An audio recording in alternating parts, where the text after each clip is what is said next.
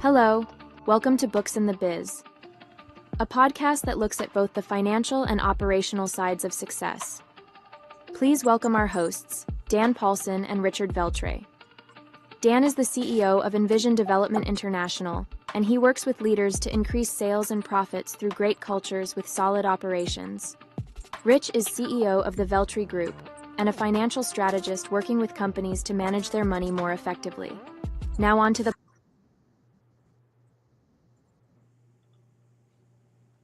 Hello, welcome everyone. We are back with another episode of Books in the Biz. I am here with my good friend Rich Veltre. Rich, how are you doing today? I'm doing all right, Dan. How are you? I'm doing good. And then we brought along another friend of ours, Paul Curtis from EBIT Associates. Paul, how are you doing? I'm good this morning. I'm good. Excellent. Glad to have you here because Rich and I have been talking a lot about succession and how you set up your business. In fact, in a couple of weeks, we have a webinar going on, and I think a week or two after that, Paul, you and I are in a roundtable together, and a lot of this is what we're talking about. So I thought it'd be a good idea maybe to hit a high level of, what happens when you want out? Because I think we are running into a situation in the near future here where we have a lot of business owners that are in their 50s and 60s going, I don't want to do this anymore. I've done my work for the last 20, 30, 40, 50 plus years, and it's time for me to get out. And this might be a good opportunity maybe to hit on some of those things, because what I find is when they want out now, and there hasn't been a lot of pre-planning on how they're going to get there. Yeah. I guess I'll throw this question to you first, Paul.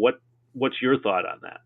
Yeah, I've been seeing a lot of that too. Articles coming out in the same, where it's a concern that, and it's a pretty high percentage, like 80% of business owners either didn't prepare ahead of schedule or did not expect the outcome to be the way it was, or their exit is their retirement plan, and first generation sold it to second generation paid first generation almost to their death instead of buying it with full cash. And so it was the retirement plan. So it was retirement plan of second generation, and third generation says, yeah, I see how much you work. I don't know if I want to do that. Or I really like this aspect of the business and don't only want to do that in the business. I want to do more of it, whether that's accounting, whether that's, engineering, whether that's whatever it is. Right. And now they're like, okay, I guess I have to figure out what to do. Am I going to close my doors? Do I, some people don't even know that they can sell it. So who do I talk to about that? Is that something that can be done? Yeah, it's something that can be done. When do I start? Where do I go? What do I need? Like, I get all of these questions from people often, and they're just trying to figure out that, is the sale of your business your retirement plan? Because if it is, we have to give ourselves some time. You don't prepare for retirement through the normal means of 401ks and savings 2 years before now 2 months before you're ready to be out. You're doing that multiple of years beforehand, not just 2, not just 5, but hopefully 10. Hopefully you started earlier in life. All of us were told to do that, and very, very, very few did. And so you're like, okay, now what? And there's just so many aspects that you have to look at in the exit that can affect how much value or how much you get, both two separate things from the sale. And so that I fully agree. That's my first, spew it all out there, because that's what I hear. That's what I've been told. So how many people are actually using their business as their retirement plan, do you think? Probably more than 90%. Wow. 85 solid, 80 for sure. And I was going to say it's got to be a high number. It's a very high number. I see the same thing. It used to be where everybody was using their house. Yeah, right. Because house values were going up, so they were using that first. Now I've seen it switch because the housing prices having gone up so much, they're not going up as much. I mean, they did during the pandemic, but other than They that, spiked. Mm-hmm. the growth wasn't there. So the people are looking for something else as they're out. So the Yeah. business has become the new focus. Yeah. And it's just really interesting to, well, I'm working with a client right now that we're going to be closing on here in the coming months. We've known them for 10 years. We talked to them 5 years ago. We started 2 years ago, and they were an extreme niche company, very, very niche, which becomes a little more challenging. And yet you have a very select group of people who want to buy, and when they want to buy, they are wanting to buy you, right? So it's not a bad thing, but now we're in the closing process, and they were fortunate enough to have planned in advance enough, because typically my clients, because we go after a strategic equivalent of business that is being sold, we have a tendency to be on the market for less time than a normal broker who just puts it on biz, buy, sell, and the like, and wait for phone calls to come in. That takes a year, sometimes a year and a half to two, unless it's in a hot area of either manufacturing or trades, or a specific type of business that is easily sellable. But if you have something like the one I have, they do switches inside of very weather intense products, extreme weather, extreme colds, extreme hots. They're all over the country. They're in those extremes. And so that makes it very tricky. But because they planned in such advance, they were ready for this sale to take a little longer than it would normally in our market. And they were okay with that. But and because they planned, they were able to turn down 6 of the 12 people. Well, in the first month, I should say 2 months, we had 12 people interested, and they turned down more than 6 because they're like, that's not going to be a good fit. Oh, yeah, they kind of do what we do, but it won't fit. And so they were thinking about their succession plan. They were worried about their 40 plus years of experience in the industry, which gave them the ability to think about it. But if they had not been thinking about it, and they had not been preparing a decade ago when we first talked to them, they would have been SOL right now. Like I have another example I could give for that one too, to somebody who waited too long. And so, but it's, Rich, what have you seen on that side from your clients asking you about, hey, how do I get started? When do I get started? What do I do to get started? Do you get those 3 questions? I get some of them. I think for me, I've been looking at because I've heard the same comments about, what's coming, right? Mm-hmm. So I've kind of been looking at the demographics of my clientele, the people that I know, and they're approaching that point. They're still somewhat younger, so they're not in the deep kind of into it yet, but you can see the wheels are turning.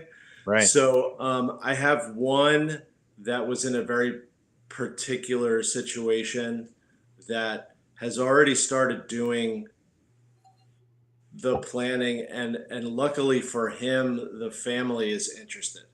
So he has a son and a son-in-law that are basically running it, and I'm kind of watching. It's actually nice to watch, because I'm watching him, who's just over maybe 70, and he's starting to relinquish the chain, right? Yes. He had control over everything.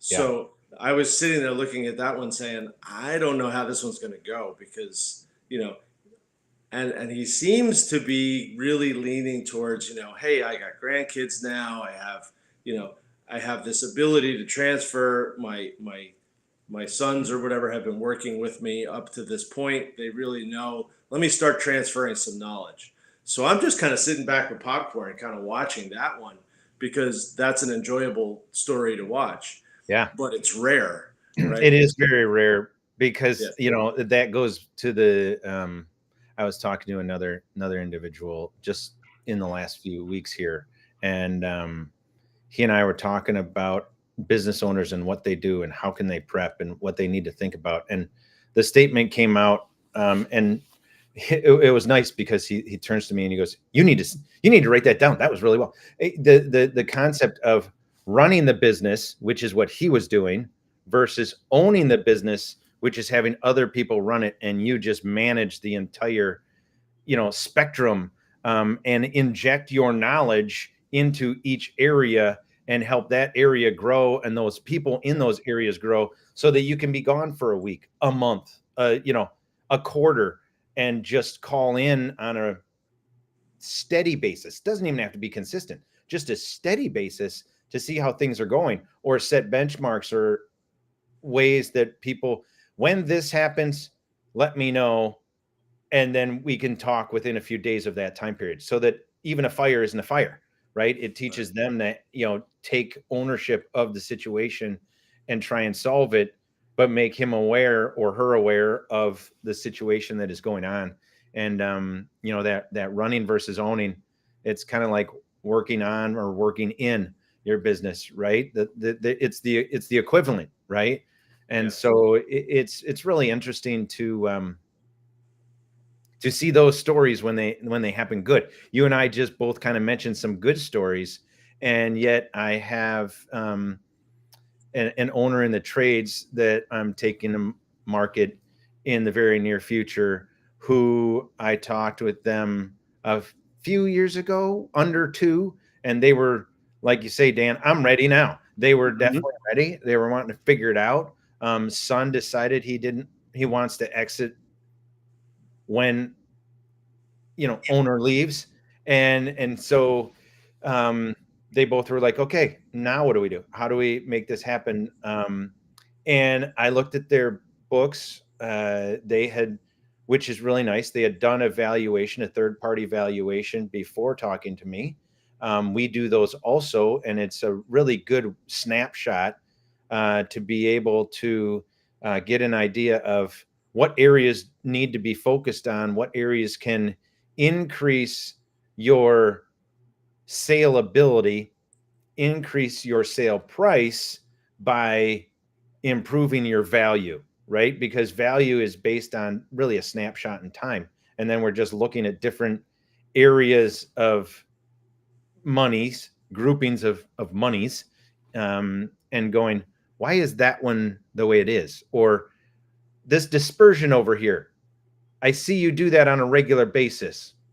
I understand your accountant's probably telling you to do that for the tax benefit. However, it's kind of like, business owner, if you've ever gone for a mortgage and you didn't have a salary that you could show them that you made over 2 years, they can't use any of your business income because they don't see it. It's not reported to the government. Well, that add back was a $300,000 number.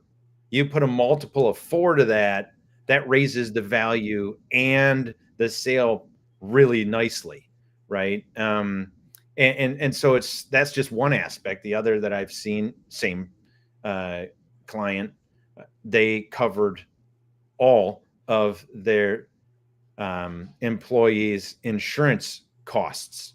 It was their equivalent to a pension because they weren't a union shop and aren't a union shop. And so that was challenging because, again, none of that can be changed, because if we change that now within 6 months of going to market, or even 2, which is where we're at, we run into the struggle of the next owner. If they want to change it right away, they could lose some employees because that was the benefit. You have to slowly, over, I was hoping 2 years, for them to start to change that on a consistent basis. So when next owner came in, if they wanted to make it 50-50, they were at least down to 10 or 20% instead of 100% of, the business versus the employee. So there's a lot of aspects that people just don't realize are there that can be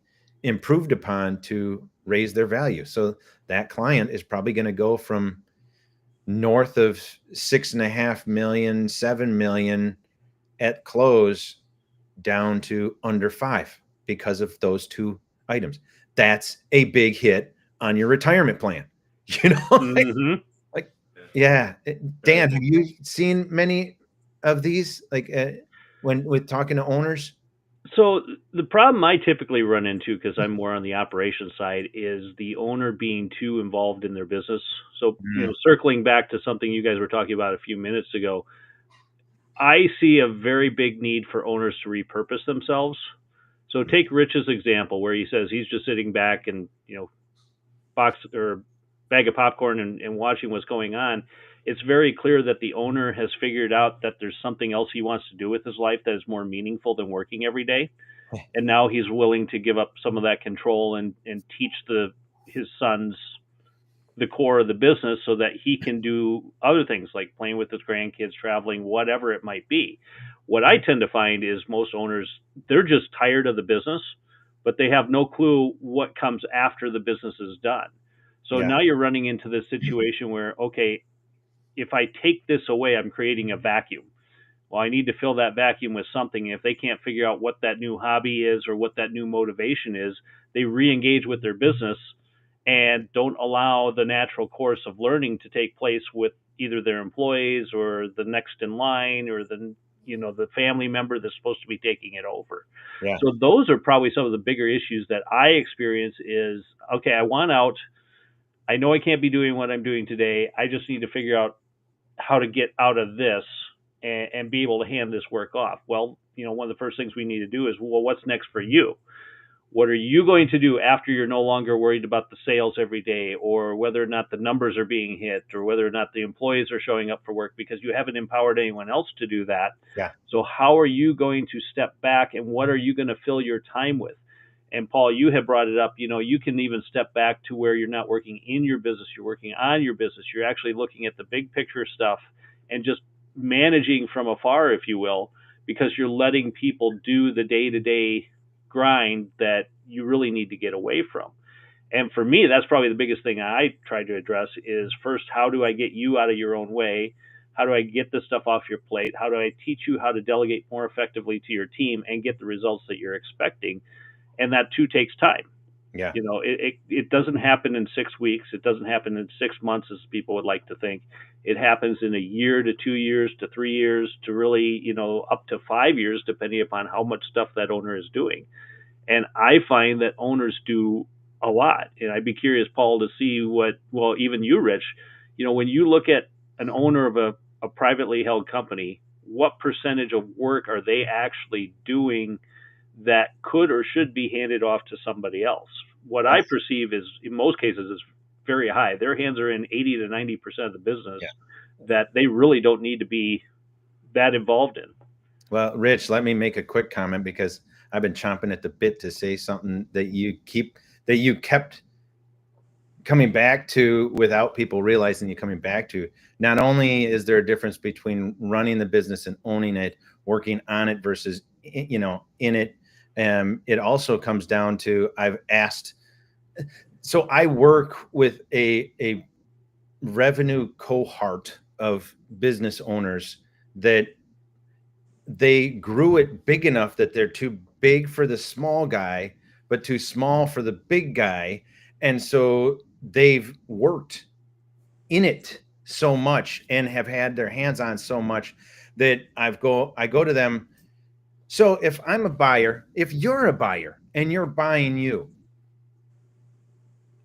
are you buying a job or are you buying a stream of income and cash flow? Which one is the buyer buying at this point? And then you have to ask them, your top 5 clients. I'm going to take the top 5, your top 5 clients. Who do they call when they want to buy something? Are they calling you, business owner, or are they calling someone else who actually has the relationship with them and taken over the actual day-to-day relationship with them? Of course, you're going to know them. They've been your client for 20 years or more. You schmooze them, or you go golfing with them because you've known them that long, whatever it may be. And it's really interesting to see that aspect where people don't realize that they're selling a job. The bigger you get, when you get above that 5 million mark, no one wants to buy a job. Usually it's somebody wanting to expand, and they're at about the same size you are. You do X, they do Y. So if they had X and Y, they would naturally be able to do Z. So they're trying to build these aspects to grow their business in an area or geographic location, but they're not going to buy you if they're buying you. They want to buy your business. And that was the thing I was chomping at the bit to be able to say. What do you find, Rich? No, I think that's a big problem. Well, I won't call it a problem. I'll call it a disconnect, right? Because there's a lot of people out there now that are talking about what we're talking about. And from the I'm a buyer standpoint, right? They're looking at it the same thing. All these people need to transition, and they're looking to transition. They're looking for somebody to buy. But they don't realize that comment is huge, that all of these business owners were actually working that business for that long. And the evaluation really can't just be the bottom line. It has to be, what's the owner doing? Yeah. What specific tasks are they? And then does that fit into what I want to buy?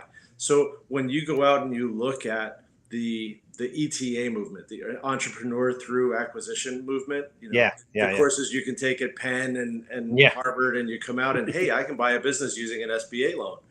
You're buying a business that was probably run by a certain person, and you have to replace that person. Yes. So the replacement of that person, if it's not you, costs money. And you want that as the buyer to be reflected in the value. The seller doesn't want it reflected in the value. So the conflict, right? The conflict is the old owner. It's what were they doing and what was their cost? So that becomes a bigger factor in the conversation. And part of the reason why you can't do this quickly. This is why you can't get to the end and not be prepared for that conversation, because 9 times out of 10, nobody's prepared the seller for it. Buyer comes in and throws it at them, and the seller gets, he's throwing up his hands like, this is crazy. Yeah. So that's the communication part of the deal. It has nothing to, it has to do with numbers, but the fact of the surprise is the bigger problem than the numbers themselves. Yeah. It's the shock to the system. And with you mentioning numbers, it makes me want to ask you this question of, do you see a difference from a business owner talking to their accountant versus talking to a tax accountant, tax specialist? Do you see that too? Because I see it all the time. Or an acquisition specialist. Somebody who's actually worked in the M&A side. Okay. Right.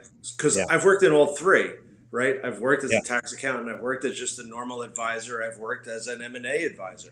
And the conversations are entirely different in all three. So people say, well, I'm just going to go call my CPA, or I'm going to go talk to my CPA. And you're afraid to kind of say to them, does your CPA know what to tell you? Like, does the CPA have the experience to be able to actually tell you that? Or, as you said in your example very early, if you go to the tax accountant doesn't want you to show certain salaries versus distributions versus, because they have their tax hat on. Right. Okay. And the tax hat is the now hat. Okay. Tax doesn't talk about future. Tax talks about today. Yeah. And the owner who's talking to the tax accountant is only worried about, what check do I have to write today? Mm-hmm. Right. So you need to talk to that M&A guy who's looking at it from a standpoint of, yes, as you said, pay this $25,000 extra now, because you'll get it back in 5 years, 4 or 5 times bigger than that. And the only way that it makes sense to go the other way is if you can make more money in that 5 years with what you're doing today. Yeah. Doubtful they can do that. No. Better answer is look at 5 years from now. Well, and it's always that multiple, right? People don't realize, most business owners don't realize that there is this wonderfully glorious thing called a multiple. And it's taking your profit margin or net profit, either one, and multiplying it by 2, 3, 6, 8 times, depending on your industry, right? The average is, 3 to 5 across industries, but it becomes this thing of, when you take my example again, the 300 plus thousand in dispersion, and you telling them, put that back into the business in a couple different ways. There are ways you can put it into the business so that it can still be a tax benefit for the now, but you want to be able. I had the same gentleman at first go to me and say, yeah, but I'm now going to have to pay an extra, and I think it was, I want to say the words only goes, but now I'm going to have to pay an extra, $75,000 on that. And I go, yeah, only $75,000. Take 300, multiply it by 4, and tell me, would you rather keep 75 now or make 1.5 later? Where are you at? Well, 1.2, right? And I was like, I'd rather have that problem. So, and I sent it into. Sometimes the now is pretty compelling, though. I know, right? Right. You see what's in front of you. The bird in the hand's worth two in the bush, right? Yeah. Always, they say. I've heard that old phrase.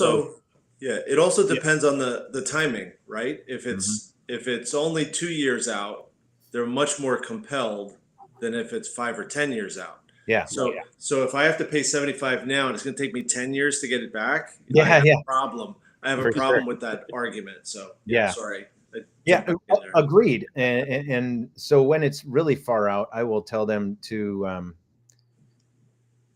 wean it down, right? So figure out how to take that 300,000 and this year give yourself a salary of 50,000 or even 25,000 and put the other funds somewhere else into your 401k, because you're close to the retirement age. You're going to be able to get it back in a few years, and you still don't have to pay taxes on it in a different way. You're still paying taxes. The government finds a way to tax in some way, shape, or form, right? Like so it's very interesting how the more time you have, and I'm sure you'd agree, Rich, the more time you have, the more ability we all have, including their current CPA or the M&A or tax professional CPA, who can talk to their CPA and say, okay, in the bookkeeping and the tax side, start looking for these things and do this. And in 3 years, we're all going to be happier, right? But at least that's what I've been told, usually how it works and what I've seen, right? Yeah. So as I don't have my CPA, I go to the professionals like you and encourage people. Go talk to Rich. Go talk to. Yeah. Well, there is definitely a lot to cover here. I think it would be good for us to maybe set this up as a monthly where we can focus on one piece at a time, because there's multiple facets when it comes to, getting ready to sell a business, what the owner needs to do, tax accountant, M&A, all this stuff. Be interesting to kind of break it down into each. And I know we've all got examples of how to do that, but since we're running towards the end of our time here, I think that's kind of where we leave it. So Paul, how do they get a hold of you if somebody's considering and selling their business? What's the best way to contact you? So my phone is, I'm old fashioned. I like the phone. 847-566-0500. And my extension, we've been around long enough, we still have the extensions, 259 instead of the direct. And we just haven't changed it, right? They can go to EBITassociates.com, find me there. And my email is pcurtis@EBITassociates.com. Excellent. Good. Rich, how do they get a hold of us over at XCXO? Email's the best, rich@xcxo.net.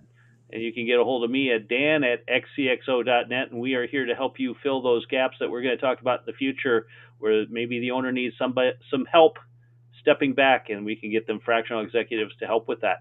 I should also mention that we have a webinar coming up. So if you're hearing this in real time, we have a webinar coming up on April 24th, I believe.